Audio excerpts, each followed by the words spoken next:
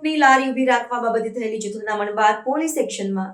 એક જ સમાજના લોકો લાકડી દોકા ટોમી પથ્થરો સાથે 30 જેટલા લોકોની જૂથનામણ સામે આવી હતી, જેમાં 10,000 કરતાં વધુ લોકો લોહીલુહાણ થયા હતા। દિયોદર ડીવાયએસપી થરા પીઆઈ સહિત મોટો પોલીસ સ્ટાફ, નગરપાલિકા, નેશનલ હાઈવે ઓથોરિટી દ્વારા થરા બજારના દબાણ કરાયા દૂર। મોટા પોલીસ કાફલા સાથે દબાણ દૂર કરવાની ઝુંબેશ હાથ ધરવામાં આવી હતી। દબાણ દૂર કરવાની ઝુંબેશ ધરાવતા લોકોના ટોળે ટોળા ઉમટી પડ્યા હતા। બરાબર, આ કચરો ને ગંદકી છે સામાન્ય પ્રજા કરે, આમાં કોઈનું હિત નથી।